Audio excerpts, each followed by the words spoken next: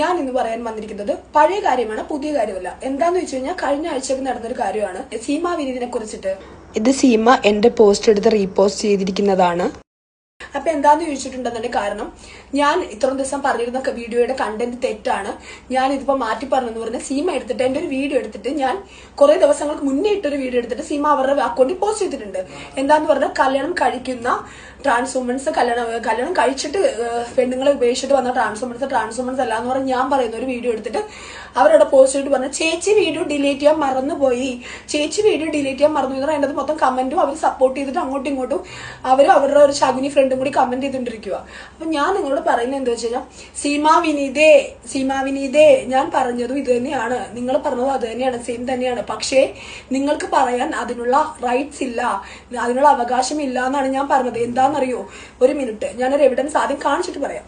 നോക്കൂ, ഇത് എല്ലാവരുടെയും പ്രിയപ്പെട്ട സീമ വിനീതാണ് ഈ സർജറി ചെയ്തു കളഞ്ഞു എന്ന് പറയുന്നത്, കുട്ടികൾ ഉണ്ടാക്കി എന്ന് പറയുന്ന സാധനം സർജറിന് ശേഷം അവർക്ക് ഈ പരിപാടിയെല്ലാം ചെയ്തു കൊടുക്കുന്നത്. അപ്പൊ ഇവരെ ആ ഒരു സമയത്ത് ചേർത്ത് പിടിച്ചു, ആ ചേർത്ത് പിടിച്ചതിന് ശേഷം ഇപ്പോഴാണ് സീമയ്ക്ക് അതൊരു ബുദ്ധിമുട്ടായെന്ന് പറയുന്നത്. അത് ബുദ്ധിമുട്ടായത് എന്തുകൊണ്ടാണ്, അവർ തമ്മിൽ പിണങ്ങിയത് കൊണ്ടാണെന്നാണ് ഞാൻ പറഞ്ഞത്. അതുകൊണ്ട് നിങ്ങൾക്കത് പറയാൻ യോഗ്യതയില്ല എന്നാണ് ഞാൻ പറഞ്ഞത്. അത് നിൽക്കുന്ന സീമ ചേച്ചിയാണല്ലോ, ഉണ്ടല്ലോ, ആ നിൽക്കുന്ന ചേച്ചിയാണല്ലോ. അപ്പൊ ഈ ചേച്ചി ഈ പറയുന്ന സർജറി എല്ലാം ചെയ്തോളൂ. ഇപ്പൊ കുട്ടികൾ ഉണ്ടാക്കി ഇത്ര സങ്കടമുള്ളവരാണ് ആ ചേച്ചിനോട്, ഈ പറയുന്ന പെണ്ണോടൊക്കെ ഇത്ര സങ്കടം എന്തിനാണ് ഈ സംഭവം സർജറിന് ശേഷമുള്ള ഈ കാര്യങ്ങൾക്ക് എന്തിനു കൂട്ടു നിന്നു? അപ്പോഴൊന്നും അറിയില്ലായിരുന്നോ? ഇവരില്ല. ഈ അമയ പ്രസാദ് എന്ന് പറയുന്ന ലോകത്തോട് എല്ലായിടത്തും വിളിച്ചു പറയുന്ന ഒരു കമ്മ്യൂണിറ്റിയാണ്.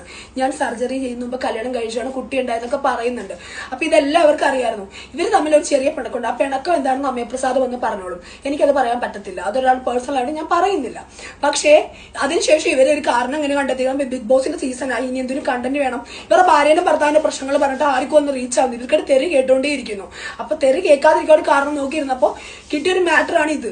അപ്പൊ മാറ്ററിന് ആരെങ്കിലും ചോദിക്കുക ആരെ പറ്റിയാ പറയുന്നവരും ഇവർക്ക് പറയാനുള്ള ആളുകളാണ് അമയപ്രസാദും ജാസിയും അമയപ്രസാദും പറഞ്ഞപ്പോഴേക്കും കമ്മ്യൂണിറ്റി ഇളകി കഴിഞ്ഞപ്പോഴേക്കും എന്താ സംഭവിച്ചത്, ഉടനെ അമ്മയുടെ അലിയിട്ട് വെക്കാൻ വേണ്ടി 2-3 കല്യാണം കഴിച്ചു ഒരു പ്രശ്നം ഉണ്ടാക്കിയത്. അത് തന്നെയാണ് ഞാൻ പറഞ്ഞത്. അങ്ങനെ ഒരാൾക്ക് ഒരു സമയത്ത് ഇവിടെ ഇണങ്ങിയും പടങ്ങിയും നിന്ന് അങ്ങോട്ടും ഇങ്ങോട്ടും ചോറും വാരിക്കൊടുത്ത് ലച്ചയും കേട്ടി സർജറി വരെയും ചെയ്തു കൊടുത്ത ഒരാൾക്ക് ഇത് പറയാൻ റൈറ്റ് ഇല്ല എന്നാണ് സീമ വിനീതയെ ഞാൻ പറഞ്ഞത്. നിങ്ങൾ എന്റെ പോസ്റ്റ് എടുത്തെന്ന് പറഞ്ഞ് ഞാനത് ഡിലീറ്റ് ചെയ്ത് കളയേണ്ട ആവശ്യമില്ല.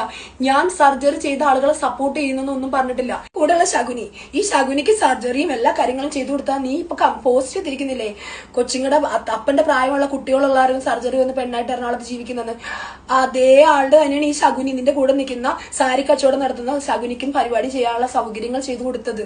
മനസ്സിലായോ? ഇപ്പൊ നീ വലിയ ആളായി നിനക്കൊരു ജോലി ആയി കഴിഞ്ഞപ്പോ നിനക്ക് ചിലപ്പോൾ ആഴ്ചയിൽ എറണാകുളത്ത് വന്ന് 2-3 ദിവസം നിന്നാൽ മതിയായിരിക്കും. മനസ്സിലായിട്ടുണ്ടോ? മനസ്സിലായി കാണുമല്ലോ.